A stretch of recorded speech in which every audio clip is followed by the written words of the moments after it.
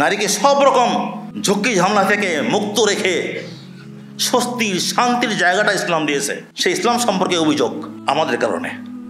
তো ঘরে অবস্থানের সুযোগ পাওয়াটা নিঃসন্দেহে নারীর অধিকার। যারা নারীকে ঘরের বাইরে নিয়ে যেতে চায় তারা প্রকৃতপক্ষে নারীর অধিকার হরণের তৎপরতায় লিপ্ত। এমনিভাবে যারা ঘরের পরিবেশ নারীর অবস্থানের পক্ষে অস্বস্তিকর করে তোলে, ফলে নারী বাইরে যেতে বাধ্য হয়, তারাও প্রকারান্তরে নারীর অধিকার হরণ করছে। পুরুষের অভিভাবকত্ব কর্তৃত্বপরায়ণতার জন্য নয়, বরং দায়িত্বশীলতার জন্যে। ছোট্ট ঘর যেন তার জন্যে বিস্তৃত ভবন হয়ে যায়। প্রিয় নবী সাল্লাল্লাহু আলাইহি ওয়াসাল্লাম যেমন করেছিলেন আমাদের মায়েদের সঙ্গে আচরণ, আমরা যদি ওই রকম আচরণ করি, নারী কোনোদিন তার ঘর ছেড়ে বাইরে বের হবে না। আমরা সিরাত থেকে কি শিখলাম? আমরা এরকম ভালোবাসার বাণী আমাদের স্ত্রীদেরকে শোনাতে পারছি না। এরকম আবেগ, তাদের মনোরঞ্জনের ভাষাটা পর্যন্ত আমাদের মুখে আসে না। বদলাতে হবে, আমাদের নিজেদের বদলাতে হবে। ইনসাফ ফাউন্ডেশনের সম্মানিত সভাপতি হজরতে ওলামায়ে কেরাম, আমার বিশিষ্ট ওস্তাজ ও মুরব্বী হজরত মৌলানা হাফেজি ইয়াহিয়া সাহেব এবং বিভিন্ন পেশার সম্মানিত উপস্থিত ব্যক্তিবর্গ, মোহতারাম ভাই বন্ধুগণ ও আমার মা বোনেরা, এখানে যে প্রবন্ধ পাঠ করা হচ্ছে এতে সামান্য কিছু কথা এসেছে। আল্লাহ তাআলার ইচ্ছা, আমি যখন লেখা শুরু করলাম, ভূমিকাটা লিখলাম, এ সময় আমি অসুস্থ হয়ে পড়লাম। খুব বেশি অসুস্থ হয়ে পড়েছিলাম। সংক্ষিপ্ত একটা খসড়া তৈরি করা ছিল। আমার ছোট ছেলে হাফেজ মৌলানা আদনানকে বললাম, তুমি এর উপরে ভিত্তি করে একটা প্রবন্ধ দাঁড় করিয়ে ফেলো। তো আলহামদুলিল্লাহ লিখেছে। মোটামুটি আমাদের উপস্থিত খোরাকের জন্যে আশা করি যথেষ্ট হবে। বাকি আল্লাহ তাআলা যদি আমাকে আরও হায়াত দেন, তৌফিক দেন, তাহলে এইটাকে পরিপূর্ণ করার ইচ্ছা আছে। সবার কাছে দোয়া চাই। সূরা নিসার প্রথম আয়াত। এখানে বলা হয়েছে এটি অত্যন্ত সারগর্ভ ও পরিপূর্ণ দিক নির্দেশনামূলক আয়াত। এর ভেতর কেবল মানব সৃষ্টির সূচনাই নয়, পৃথিবীতে নরনারীর দায়িত্ব কর্তব্য, পারস্পরিক মূল্যায়ন, সহযোগিতামূলক মনোভাব, কর্মবন্টন ও সশ্রদ্ধ অংশীদারত্বমূলক সহাবস্থানের পথ দেখানো হয়েছে, যা কিনা আদর্শ পরিবার ও মানবিক সমাজ গঠনের সরল সঠিক পথ। এই আয়াতটি মূলত একটি ভূমিকা স্বরূপ। পরবর্তী আয়াতসমূহে রয়েছে এর ব্যাখ্যা। আরও ব্যাপক পরিসরে এর ব্যাখ্যা রয়েছে কোরআন মাজিদের আরও বিভিন্ন আয়াত, সূরা ও রাসূল সাল্লাল্লাহু আলাইহি ওয়াসাল্লামের বহু হাদিসে। সূরা নিসা আমার নতুন করে পড়ার অবকাশ হয়েছে। এই সূরার নাম সূরা নিসা। নিসা মানে নারীগণ। কোরআন মাজিদে এই একটা সূরার নাম নারীদের নামে হয়েছে। পুরুষদের নামে কোনো সূরা কোরআন মাজিদে নাই। পুরুষ বহুবচনের রিজাল, নিসা এটাও বহুবচন। তা রিজাল নামে কোনো সূরা কোরআন মাজিদে নাই। নারীদের নামে এই সূরার অনেক বড় সূরা, এই সূরার নামকরণ। আমি এই সূরাটি নতুনভাবে বার করেছি এবং এই নামের যে সার্থকতা, আমি তা ভেবে সূরার প্রতি নতুনভাবে আশেক হয়েছি। এই সূরার পাঠ, সূরার প্রতি আমার ভালোবাসা, ইশক ও মহব্বত উদ্বেলিত করেছে। সূরার প্রথমে 35-36টি আয়াত নারী সম্পর্কিত, মাঝখানে আরও 6-7টি আয়াত আছে এবং সবশেষ আয়াতও এই সম্পর্কেই। এতে নারী সম্পর্কিত অনেক বিধান আছে এবং আমি বলবো যে শরীয়তের বিধান এটা দুনিয়ার কোনো আইন কানুনের মতো নয় যে শুষ্ক কিছু বিধান শুনিয়ে দেওয়া হলো। কোরআন মাজিদের প্রতিটি বিধানই মানুষের মনুষ্যত্ব বিকাশের জন্য জরুরি।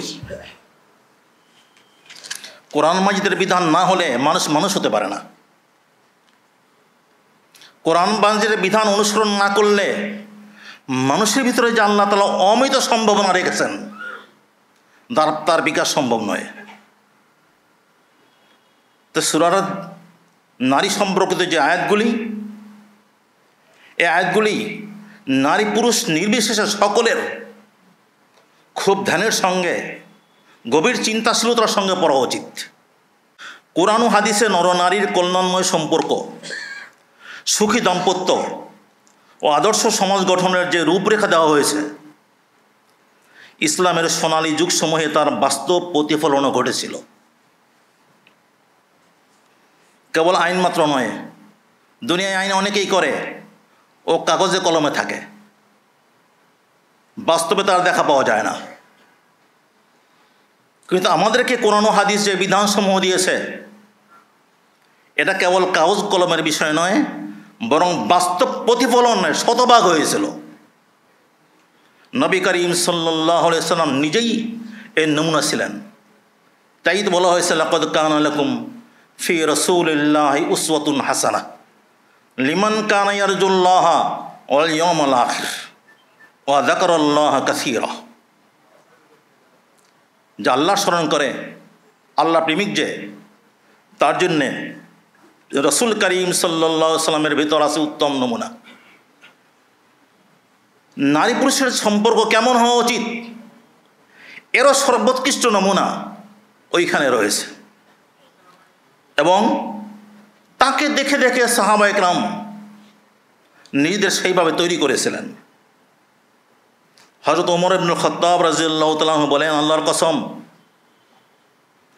আমরা জাহিলিয়াতের যুগে নারীদের কোনো গুরুত্বই দিতাম না, যতক্ষণ না আল্লাহ তাআলা তাদের সম্পর্কে যা অবতীর্ণ করার ছিল তা অবতীর্ণ করলেন, এবং তাদের জন্য যে ভাগ নির্ধারণ করার ছিল তা নির্ধারণ করলেন। ইসলাম ইতিহাসের গ্রন্থরাজিতে তখনকার পরিবার ও সমাজের যে চিত্র দেখতে পাই, তাতে নারীদের নিরাপদ ও সম্মানজনক অবস্থান সুস্পষ্ট। সেখানে মায়েরা সন্তানদের আদর্শিক প্রতিপালন করছে, স্ত্রীরা স্বামীদের দিনী ও দুনিয়াবী কর্তব্য পালনে সহযোগিতামূলক ভূমিকা রাখছে, যোগাচ্ছে এগিয়ে চলার অনুপ্রেরণা। তারা সেসব পেয়েছে এ কারণে যে তখন তাদের জানমালে নিরাপত্তা ছিল, তাদের ইজ্জত সম্ভ্রম সুরক্ষিত ছিল। তখন পুরুষগণ এসব বিষয়ে পরিপূর্ণ সচেতন ছিল। তারা নারীর মূল্য বুঝত, নারীর হকুক সম্পর্কে তাদের জানাশোনা ছিল। সে জানাশোনার ভিত্তিতে তারা সঠিক দৃষ্টিভঙ্গি লালন করত। সর্বোপরি তখন তাকওয়ার ব্যাপক চর্চা ছিল, মানুষের মধ্যে আল্লাহ ভীতি ছিল আখিরাতের জবাবদিহিতার ভয়। জানাশোনা, সেই জানাশোনার ভিত্তিতে সঠিক দৃষ্টিভঙ্গি আর আল্লাহ ভীতির ভিত্তিতে সেই দৃষ্টিভঙ্গির বাস্তব প্রতিফলন তখন ছিল। কিন্তু এখনকার সমাজ বাস্তবতা কি? এখনকার সমাজ বাস্তবতা কি? চারদিকে আমরা কি দেখছি? মানুষ একে অন্যের হক আদায়ে সচেতন নয়, না পুরুষ না নারী। তারা একে অন্যের হক জানে না, বুঝতে চেষ্টা করে না। নেই সহি দৃষ্টিভঙ্গি ও আল্লাহভীতির চর্চা, ফলে সর্বত্র হক আত্মসাতের মৎসব। একে অন্যকে ঠকানোর চেষ্টা করছে, একে অন্যের জানমাল ও ইজ্জত আবরু নিরাপত্তা বিঘ্নিত করছে। জুলুম নিপীড়ন সর্বব্যাপী। মানসিক নিপীড়ন তো উভয় দিক থেকেই চলছে, বলা যায় সমানে সমান। একে অন্যের মর্যাদা সম্পর্কে বেপরোয়া, পারস্পরিক আচরণ সম্মানজনক নয়, নেই গুণগ্রাহিতার চর্চা। তার চর্চার মানসিকতাও হারিয়ে গেছে। সূক্ষ্ম আবেগ অনুভূতির মূল্যায়ন ও পারস্পরিক মননশীলতার চর্চা দুর্লভ সম্পদে পরিণত হয়েছে। সূক্ষ্ম আবেগ অনুভূতির মূল্যায়ন ও পারস্পরিক মননশীলতার চর্চা দুর্লভ সম্পদে পরিণত হয়েছে। তা দুর্লভ হবেই না বা কেন, যখন জানমালের মতো স্থূল বিষয়ে পর্যন্ত আমরা স্বাভাবিক মানবিকতা হারাতে বসেছি। নবী করিম সাল্লাল্লাহু আলাইহি ওয়াসাল্লাম কেমন ছিলেন? নবী করিম সাল্লাল্লাহু আলাইহি ওয়াসাল্লাম বসে বসে জুতা সেলাই করছেন, জুতা ছিঁড়ে গেছে সেলাই করছেন। আম্মা জান আয়েশা সিদ্দিকা রাদিয়াল্লাহু তাআলা আনহা নিজ খাটিয়ায় বসে সুতা কাটছেন। হঠাৎ নজর পড়ে প্রিয় নবী সাল্লাল্লাহু আলাইহি ওয়াসাল্লামের দিকে। কাজ করছেন গরমে, বিন্দু বিন্দু ঘাম কপালে গালে জমা হয়েছে। আম্মা জান তাকিয়ে আছেন মুগ্ধ দৃষ্টিতে। হঠাৎ নবী করিম সাল্লাল্লাহু আলাইহি ওয়াসাল্লামের নজর পড়ে যে আয়েশা মুগ্ধ দৃষ্টিতে তার দিকে তাকিয়ে আছে। জিজ্ঞেস করেন, আয়েশা কী দেখছো? বললেন, ইয়া রাসূলুল্লাহ, যে আপনি কাজ করছেন, আপনার শুভ্র সমুজ্জ্বল চেহারায় ঘামের যে বিন্দুগুলি জমা হয়েছে, এ যদি কবি আবু কবির হুজালি দেখত তবে বুঝতো তার কবিতাটা আপনার জন্যই বেশি প্রযোজ্য। সে তো লিখেছে, কবিতাটা বলেছে তার এক প্রিয়জন সম্পর্কে, মুবররাইম মিন কুল্লি গুব্বারে হাইজাতিন ও ফাসাদে মুরদিয়াতিন ও দাইন মুগিলি ইদা নজরতা ইলা সিদরাতি ওয়াজহি বারাকাত কা বারকিল আরিজিল মুতাহাল্লিলি। যে আপনি এমন একজন যে জন্মদাত্রী মা এবং দুগ্ধদানকারী মা, এ দুইরই কোনো রকমের মন্দ রোগ আপনাকে স্পর্শ করেনি, অনাকাঙ্ক্ষিত ব্যাধি আপনার মধ্যে নাই। ওহে দর্শক, তুমি যদি তার চেহারার দিকে তাকাও তাহলে দেখবে সেখানে মেঘের মতো বিদ্যুৎ খেলছে। নবী করিম সাল্লাল্লাহু আলাইহি ওয়াসাল্লাম তার কাজে হাতের কাজ রেখে দেন, ধীর পায়ে এগিয়ে যান, আর আম্মাজানকে ধরে তার কপালে চুমু খান আর বলেন, মাসরুরতি মিন্নি কাসরুরি মিনকি। বলেন যে আয়েশা, তুমি আমার প্রতি অতটা মুগ্ধ হও নাই যতটা তোমার কথায় আমি তোমার প্রতি মুগ্ধ হয়েছি। এই যে দেখেন, পেটে খাবার নেই, ছেঁড়া কাপড় পরেন, ছোট্ট খেজুর পাতার ঘর। আমাদের মায়েরা কেমন ঘরে থাকতেন, কেমন পোশাক তারা পরতেন। দিনের পর দিন চলে যেত, চুলে আগুন জ্বলত না, ক্ষুধা কাতর শরীর, ছিন্ন বস্ত্র আর খেজুর পাতার ঘর, ছোট্ট কক্ষ। এর ভিতরে এই রকমের আবেগ কী করে তৈরি হয়? যে দেখেন, মুগ্ধ দৃষ্টিতে তাকান আর কবির কবিতা আবৃত্তি করেন, এ রকমের সূক্ষ্ম আবেগ কীভাবে তৈরি হয়? আবার ওদিক থেকে মূল্যায়ন কেমন? কাজ করছেন, আমাদের স্বামীরা কি করে? একজন নবাব, ওষুধটা পর্যন্ত ওষুধের পাতা থেকে ওষুধ বের করে দিতে হয় আর পানির গ্লাস নিয়ে দাঁড়িয়ে থাকতে হয়। আর এখানে নিজের জুতা নিজে সেলাই করছেন, আম্মাজান তাকিয়ে মুগ্ধতা প্রকাশ করছেন। এই যে মননশীলতা, এটা কিভাবে হয়? নিঃসন্দেহে এটা হয়েছে নবী করিম সাল্লাল্লাহু আলাইহি ওয়াসাল্লামের আখলাক থেকে। ওই আখলাক যেখানে থাকে সেখানে কুঁড়ের ঘর সেখানে বিশাল বিস্তীর্ণ ভবনে পরিণত হয়ে যায়। রমির কবিতা আছে, আজ মোহাব্বত সিজনে গুলশান মিশাওয়াত বে মোহাব্বত রোজা গুলখান মিশাওয়াত। যে মোহাব্বত থাকে সে কারাগারের কক্ষ গুলশানে গুলবাগিচায় পরিণত হয়। আর যদি মোহাব্বত ভালোবাসা না থাকে তাহলে সেখানে ফুলের বাগানও অগ্নিকুণ্ড হয়ে যায়। নবী করিম সাল্লাল্লাহু আলাইহি ওয়াসাল্লামের আচরণ, তার ভালোবাসা এত বেশি ছিল এবং সেই ভালোবাসায় আমাদের মায়েদের প্রাণ এতটা আপ্লুত ছিল যে খাবারের কষ্ট তা স্পর্শ করতে পারেনি, পোশাকের কষ্ট তা সইতে পারেনি, আর থাকার জায়গার সংকীর্ণতা তাদেরকে অশান্ত করতে পারেনি। আমাদের ফিরে যেতে হয় এখানে। এই যে বলেছি সূক্ষ্ম আবেগ অনুভূতির মূল্যায়ন ও পারস্পরিক মননশীলতার চর্চা দুর্লভ সম্পত্তি পরিণত হয়েছে, এবং হবেই না কেন যখন জানমালের মতো স্থূল বিষয় পর্যন্ত আমরা স্বাভাবিক মানবিকতা হারাতে বসেছি। দারিদ্র্যের কষাঘাতে প্রতিভা বিলুপ্ত হয়নি।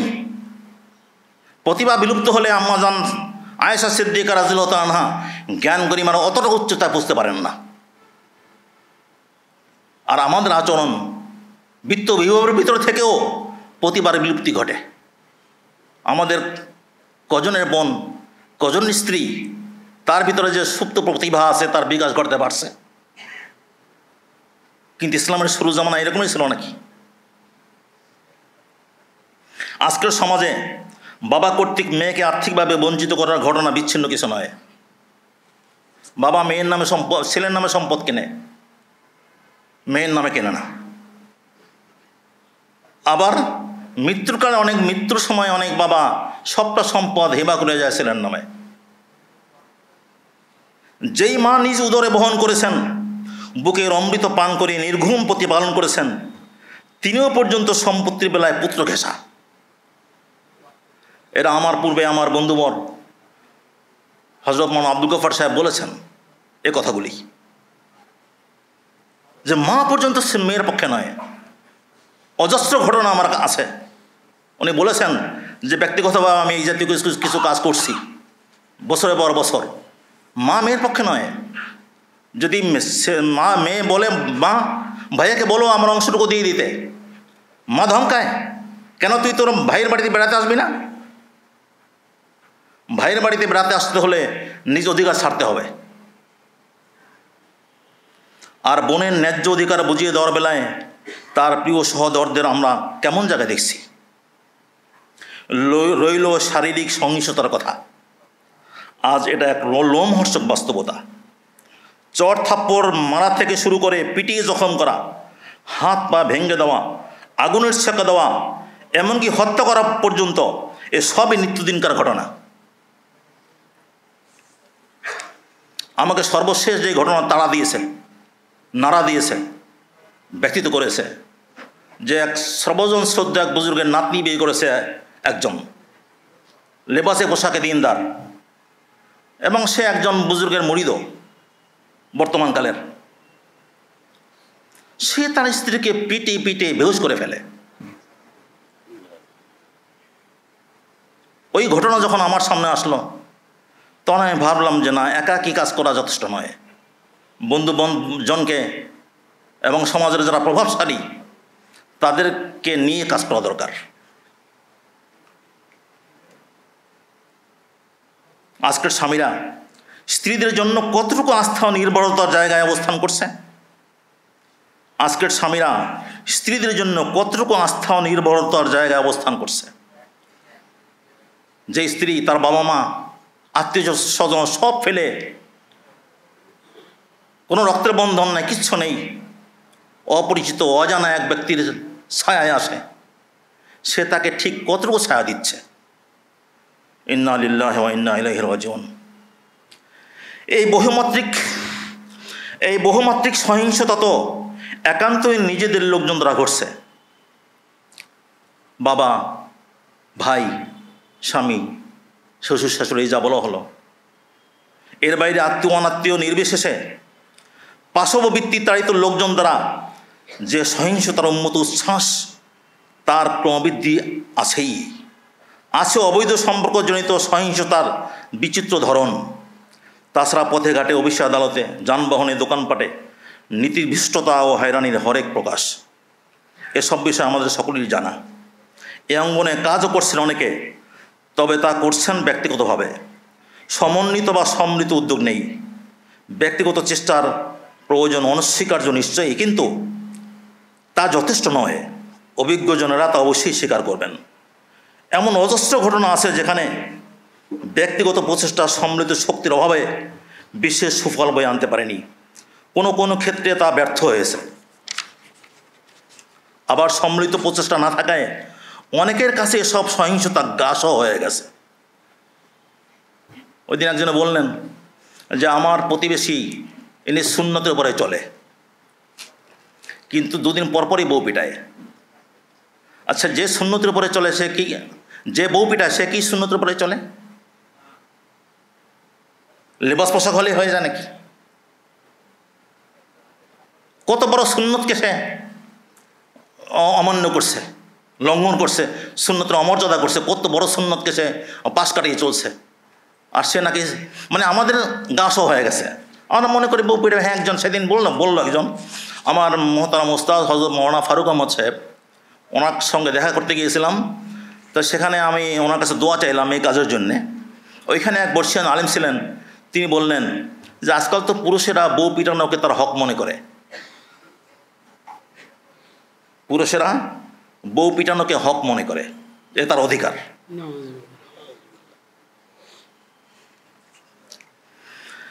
অপরদিকে ব্যক্তিগত প্রচেষ্টা প্রচার না পাওয়ায়, ব্যক্তিগত চেষ্টা তো অনেকেই করছে, কিন্তু স্বাভাবিকভাবেই ব্যক্তিগত প্রচেষ্টার প্রচার হয় না। প্রচার না পাওয়ায় অজ্ঞজন বা দুর্জনেরা মহান ইসলামের উপরে এর দায় চাপানোর সুযোগ পাচ্ছে। মনে করছে যে ইসলাম নারীর অধিকার স্বীকার করে না, নারী নির্যাতনকে উস্কে দেয়। অথচ যে ইসলাম বলে অকারণা ফি বুয়ুতিকুন্না, নারীকে সব রকম ঝক্কি ঝামেলা থেকে মুক্ত রেখে স্বস্তির শান্তির জায়গাটা ইসলাম দিয়েছে। সেই ইসলাম সম্পর্কে অভিযোগ আমাদের কারণে, আমরা অবহেলা করছি বলেই এই সুযোগটা তারা পাচ্ছে। মহান ও পূর্ণাঙ্গ দ্বীন ইসলামী সর্বপ্রথম নারী পুরুষ নির্বিশেষে সকলের জন্যে যথাযথ মর্যাদা ও নিরাপত্তার ব্যবস্থা দান করেছে।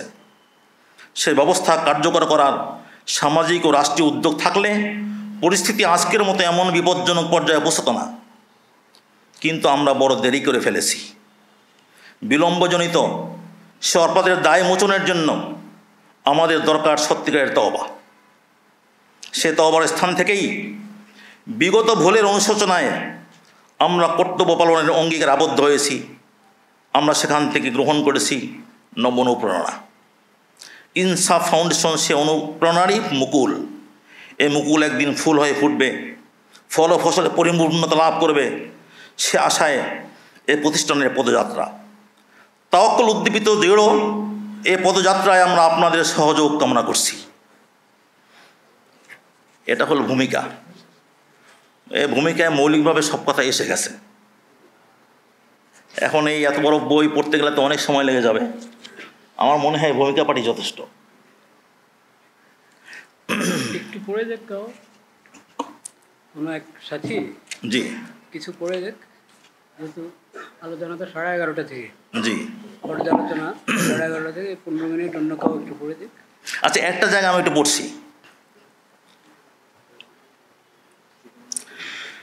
নারীর বিশেষ অধিকার, এর আগ পর্যন্ত নারী পুরুষ সকলের যে অধিকার, সকলের হক, সাধারণ হক, একই হক নারীরও পুরুষেরও, এ সম্পর্কে পিছনে আলোচনা হয়েছে। এরপরে নারীর বিশেষ অধিকার সম্পর্কে একটা কথা এখানে লেখা হয়েছে।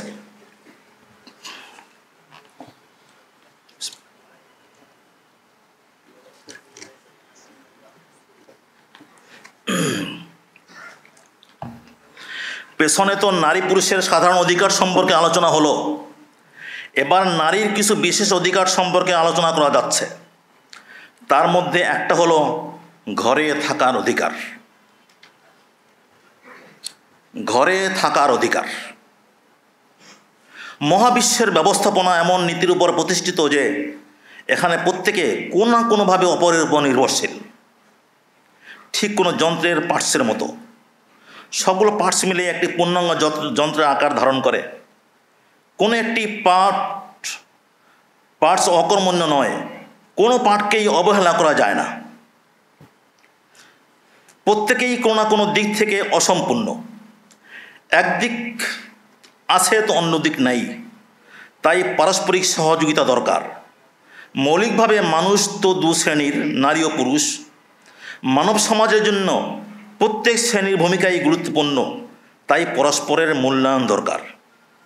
নারী ও পুরুষ দুজনেই মানুষ, কিন্তু সৃষ্টিকর্তা প্রকৃতিগতভাবে দুজনকেই আলাদা কিছু বৈশিষ্ট্য দিয়েছেন। তাতে কারোর জন্য কোনো হীনতা নেই। নারী যেমন কিছু ক্ষেত্রে পারদর্শী এবং কিছু ক্ষেত্রে সীমাবদ্ধ, পুরুষও ঠিক সেরকমই কোনো কোনো ক্ষেত্রে পারদর্শী এবং কোনো কোনো ক্ষেত্রে সীমাবদ্ধ। প্রকৃতিগত বৈশিষ্ট্যের কারণে প্রত্যেকের দায়িত্ব সীমানা ভিন্ন। আপন আপন সীমানায় প্রত্যেকেরই দায়িত্ব অত্যন্ত গুরুত্বপূর্ণ। সে দায়িত্ব পালনের জন্য ইসলাম উভয়ের জন্য আলাদা আলাদা কর্মক্ষেত্র তৈরি করেছে। নারীর জন্য ঘর, পুরুষের জন্য বাইর। নারীর প্রধান দায়িত্ব দুটি: স্ত্রী হিসাবে স্বামীকে সহযোগিতা অনুপ্রেরণা দান। স্ত্রী হিসাবে স্বামীকে সহযোগিতা করা, অনুপ্রেরণা দেওয়া। আমাদের বড় মা উম্মুল মুমিনিন হযরত খাদিজা রাদিয়াল্লাহু তাআলা আনহা কি অনুপ্রেরণাটাই দিয়েছিলেন নবুয়তের শুরুতে।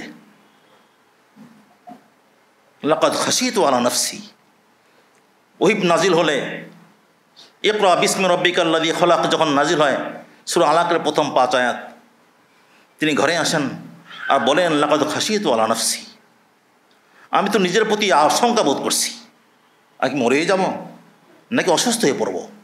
এই যে কি গুরু ভার, ওহির যে ভার, সে তো নবীর পক্ষেই বোঝা সম্ভব। ওহি কালাম, আল্লাহর বাণী, এর আবার ওজন, এবং সেই ওজনে নিজেকে ভাবছেন লাকাদ খাশিতু আলা নাফসি, আমি মারাই পড়বো কিনা, নাকি কঠিন রোগে আক্রান্ত হয়ে পড়বো, অসুস্থ হয়ে পড়বো। আম্মা জান কি বলছেন? কাল্লা আল্লাহে লা ইউযিকাল্লাহু আবাদা, কখনো নয়, অসম্ভব। আল্লাহ তাআলা আপনাকে অসহায় ছেড়ে দেবেন না। যেই গুরুভার আপনার উপর অর্পিত হয়েছে তা যাতে আপনি পালন করতে পারেন, সেজন্য ভরপুর সাহায্য আল্লাহ তাআলা আপনি পাবেন। তিনি নিয়ে যান অরকার কাছে, নিজে সান্ত্বনা দেন, এবং যার কাছে গেলে বাড়তি সান্ত্বনা পাওয়া যাবে তার কাছে নিয়ে যান। জীবনভর যতদিন বেঁচে ছিলেন ততদিন নবী করিম সাল্লাল্লাহু আলাইহি ওয়াসাল্লামের সহযোগিতা করে গেছেন। ফলে মৃত্যুতে এতটা শোকার্ত হন যে নামই দিয়ে দেন আমুল হুজন, শোকের বছর। আম্মা জানের ইন্তেকাল হলে, চাচা আবু তালেবের ইন্তেকাল হলে একই বছরে হয়েছে, তিনি নামই দেন যে আমুল হুজন, আমার শোকের বছর। কেমনভাবে তিনি পাশে থেকেছিলেন, কি অনুপ্রেরণা দিয়েছেন, শক্তি জুগিয়েছিলেন। হুদায়বিয়ার ঘটনা আমরা জানি যে নবী করিম সাল্লাল্লাহু আলাইহি ওয়াসাল্লামের জীবনের প্রথম ঘটনা, যে হুকুম করেন যে সবাই হালাল হয়ে যাও, কিন্তু কেউ হালাল হচ্ছে না। যেখানে আদেশ দেওয়া মাত্র পালনের জন্য সবাই প্রস্তুত হয়ে যায়, জান দিয়ে দেয়, কিন্তু সেই তিলে তিলে গড়া সাহাবী তাদেরকে বলছেন তোমরা হালাল হয়ে যাও, মাথা কামিয়ে ফেলো। কেউ মাথা কামাচ্ছেন না। এটা হুকুম অমান্য করা নয়, এটা ছিল এক আশার এক প্রতীক্ষা, যে না জানি আল্লাহর পক্ষ থেকে কোনো সুযোগ তৈরি হয়ে যায়। কিন্তু বাহ্যত তো হুকুম পালন করছেন না, কেউ মাথা কামাচ্ছেন না। এইরকম পরিস্থিতি নবী করিম সাল্লাল্লাহু আলাইহি ওয়াসাল্লাম জীবনে কখনো দেখেন নেই। পেরেশান হয়ে যান। আমাদের অপর এক মা, বিদুষী মা উম্মু সালামা রাদিয়াল্লাহু তাআলার কাছে যান। এই সফরে তিনি সঙ্গে ছিলেন। পেরেশান দেখে বললেন, ইয়া রাসূলুল্লাহ, কী হয়েছে, এত পেরেশান কেন? বললেন, উম্মু সালামা, আমার কথা তো কেউ শুনছেন না। আমি হালাল হতে বলছি, মাথা কামানোর জন্য বলছি, কেউ কামাচ্ছে না। মাতাকে আশ্বস্ত করেন যে আপনি একদম চিন্তামুক্ত হন, আপনি নিজে নিজের মাথা কামিয়ে ফেলেন, কাউকে কোনো হুকুম করার দরকার নেই। আপনি যান, আপনি নিজে নিজের মাথা কামিয়ে ফেলুন। স্ত্রীর পরামর্শ নিতে হয়। তুমি কি বুঝো? আমাদের তো অভ্যাসই হলো, স্ত্রী কোনো বিষয়ে কথা বললে তুমি কি বুঝো, এখানে এই বিষয়ে তুমি কেন নাক গলাও? কিন্তু আমাদের মা নবী করিম সাল্লাল্লাহু আলাইহি ওয়াসাল্লামের জন্য এক নির্ভরতার জায়গা ছিল। পরামর্শ দিচ্ছেন, আর সেই পরামর্শ অনুযায়ী তিনি কাজ করেছেন। নিজে গিয়ে নিজের মাথা কামিয়ে ফেললেন। রাসূল সাল্লাল্লাহু আলাইহি ওয়াসাল্লাম যখন মাথা কামিয়ে ফেলেছেন, আর কিসের জন্য আর অপেক্ষার বাকি আছে? সবাই মাথা কামিয়ে ফেলল। কি কঠিন, কি জটিল এক পরিস্থিতির সহজ সমাধান হয়ে গেল। নারীর প্রধান দায়িত্ব দুটি। এক হলো স্ত্রী হিসাবে স্বামীকে সহযোগিতা ও অনুপ্রেরণা দান করা, দুনিয়াবী বিষয়েও দিনী বিষয়েও। আর দ্বিতীয়, মা হিসেবে সন্তান ধারণ ও প্রতিপালন। এ দুটি দায়িত্ব যাতে নারী সুচারুরূপে আঞ্জাম দিতে পারে, আল্লাহ তাআলা সেজন্য তাকে যথোপযুক্ত শরীর ও মানসিকতা দিয়েই সৃষ্টি করেছেন।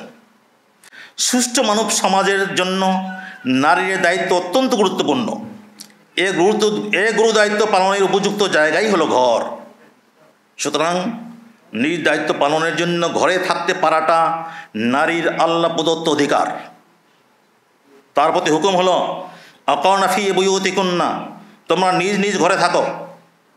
আল্লাহ তাআলার যে কোনো হুকুম পালন করার সুযোগ পাওয়া, আল্লাহ তাআলার যে কোনো হুকুম পালন করতে পারার সুযোগ পাওয়া প্রত্যেক মানুষের দিনে অধিকার।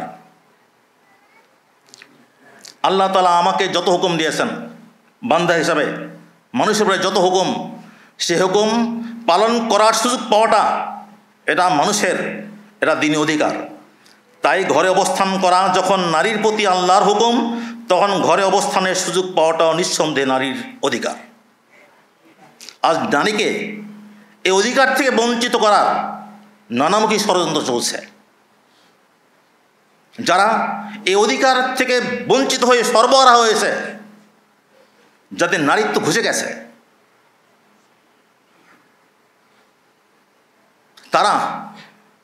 তাদের এই কুপথে আমাদের নারীদের টানতে চাইছে, নারীকে ঘর ছাড়া করতে চাইছে। তার মানে আমাদের পরিবার ব্যবস্থাকে ধ্বংস করতে চাইছে। আমি মনে করি তারা যে এই সুযোগ পাচ্ছে, এই অপপ্রচারের সুযোগ পাচ্ছে, এতে আমাদের দায় কম নয়। আমরা যদি দায়িত্ব সচেতন হই, নারীকে যদি তার জায়গায় স্বস্তিকর থাকার সুযোগ করে দিই, স্বস্তিকর সুযোগ, ছোট্ট ঘর যেন তার জন্যে বিস্তৃত ভবন হয়ে যায়। প্রিয় নবী সাল্লাল্লাহু আলাইহি ওয়াসাল্লাম যেমন করেছিলেন আমাদের মায়েদের সঙ্গে আচরণ, আমরা যদি ওই রকম আচরণ করি, নারী কোনোদিন তার ঘর ছেড়ে বাইরে বের হবে না। ইয়া আয়েশা ইন্নাহু লা ইউহাব্বিনু আলাইয়াল মউত আন উরিতুকি জাওজাতি ফিল জান্নাহ। আয়েশা, আমি দেখলাম জান্নাতেও তুমি আমার স্ত্রী। আয়েশা, আমি দেখলাম যে জান্নাতেও তুমি আমার স্ত্রী, ফলে মৃত্যু আমার জন্য সহজ হয়ে গেছে।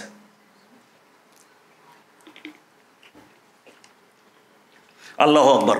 ভাবেন তো দেখি, দুনিয়ায় স্ত্রীর প্রতি এইরকমের ভালোবাসার বাণী কেউ কোনো দিন প্রকাশ করতে পেরেছে? মানুষের ইতিহাসে আছে। ওয়ান্নালিল মউতি সাকারাত, মৃত্যু যন্ত্রণা, কঠিন যন্ত্রণা। আর কি বলছেন? যে আমি দেখলাম জান্নাতেও তুমি আমার স্ত্রী, ফলে মৃত্যু আমার কাছে সহজ হয়ে গেছে। স্ত্রীর মূল্যায়ন, স্ত্রীর মনোরঞ্জন, স্ত্রীর প্রতি ভালোবাসার প্রকাশ, এরকম ভাষায় মানুষের ইতিহাসে কেউ কোনোদিন করতে পারেনি। আমরা সিরাত থেকে কি শিখলাম?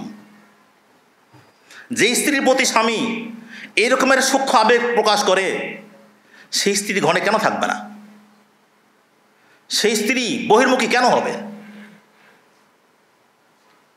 আমরা এরকম ভালোবাসার বাণী আমাদের স্ত্রীদেরকে শোনাতে পারছি না। এরকম আবেগ, তাদের মনোরঞ্জনের ভাষাটা পর্যন্ত আমাদের মুখে আসে না। বদলাতে হবে, আমাদের নিজেদের বদলাতে হবে।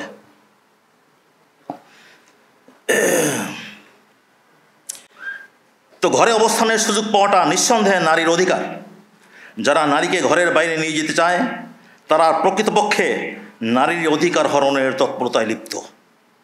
এমনিভাবে যারা ঘরের পরিবেশ নারীর অবস্থানের পক্ষে অস্বস্তিকর করে তোলে, ফলে নারী বাইরে যেতে বাধ্য হয়, তারাও প্রকারান্তরে নারীর অধিকার হরণ করছে। নারী যাতে নিজ ঘরে থেকে আপন দায়িত্ব পালনে মশগুল থাকতে পারে, সেজন্য শরীয়তের অনেক বিধান তার উপর হালকা করে দেওয়া হয়েছে। যেমন পুরুষের জন্য মসজিদে গিয়ে জামাতে নামাজ পড়া জরুরি, পুরুষের জন্য মসজিদে গিয়ে জামাতে নামাজ পড়া জরুরি, কিন্তু মহিলার জন্য তা জরুরি নয়, বরং তার জন্য ঘরে নামাজ পড়াই উত্তম। এক হাদিসে বলা হয়েছে, এক হাদিসে এমনটাই বলা হয়েছে। এমনিভাবে জিহাদের বিধান পুরুষদের জন্য, নারীর জন্য নয়। একবার মানে বিশেষ ইশারা, একবার উম্মুল মুমিনিন আম্মা জান আয়েশা সিদ্দিকা রাদিয়াল্লাহু তাআলা আনহা জিহাদের অনুমতি চাইলে নবী করিম সাল্লাল্লাহু আলাইহি ওয়াসাল্লাম বললেন, জিহাদুকুন্নাল হজ্জ, তোমাদের জিহাদ হজ। ঘরে থাকাটা যখন নারীর অধিকার, তখন পুরুষের পক্ষ থেকে খোরপোশ পাওয়াটাও তার অধিকার বই কি। নারী যখন পিতার কাছে থাকে তখন পিতার কর্তব্য তার খোরপোশ জোগানো, আর যখন স্বামীর কাছে আসবে তখন এই দায়িত্ব পালন করবে স্বামী।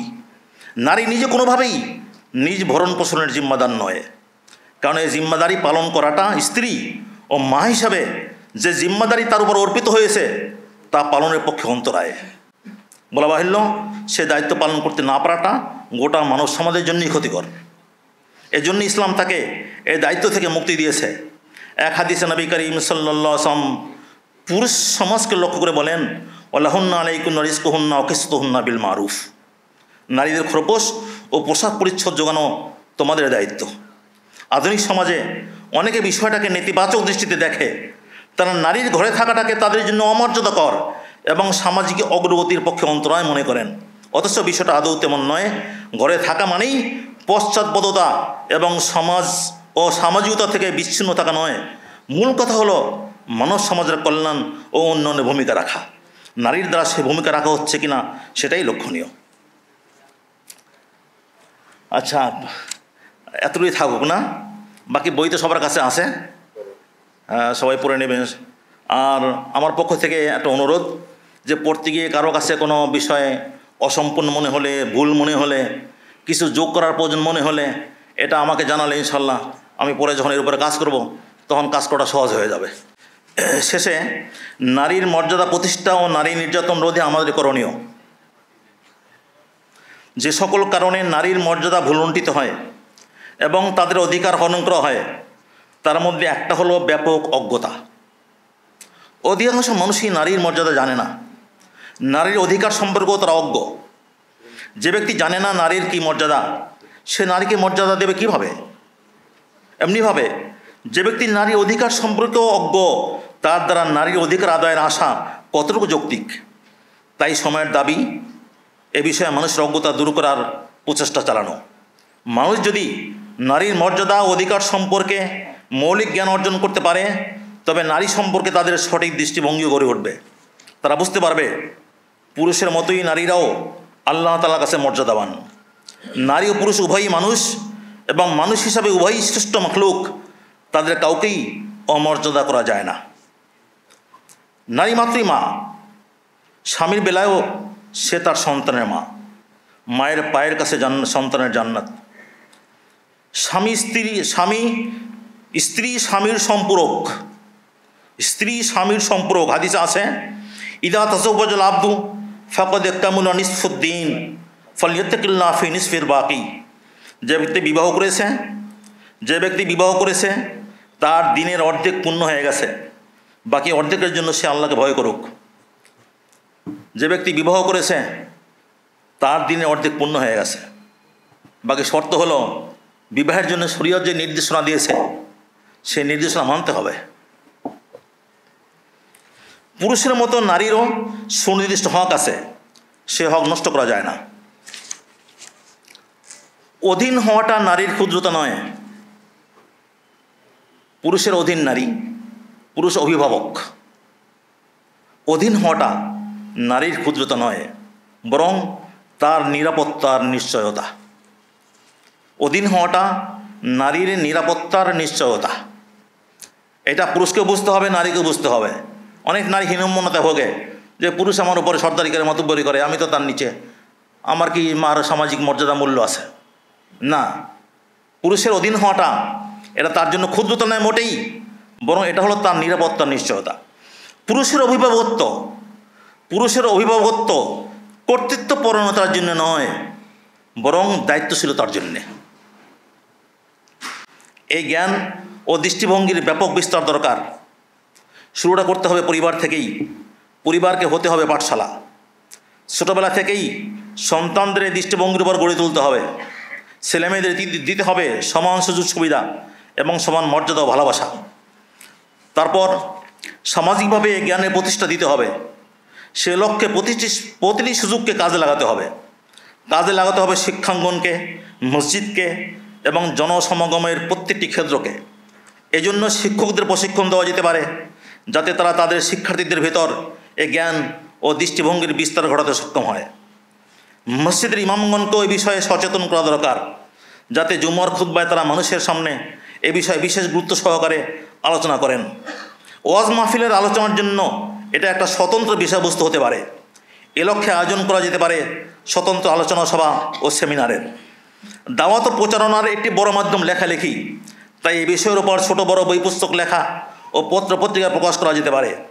এর জন্য অফলাইনে সীমাবদ্ধ না থেকে অনলাইনকেও কাজে লাগানো যেতে পারে। বরং বর্তমানকালে অনলাইন সর্বাপেক্ষা সমাদৃত প্রচার মাধ্যম, তাই এই মাধ্যমকে বেশি কাজে লাগাতে হবে।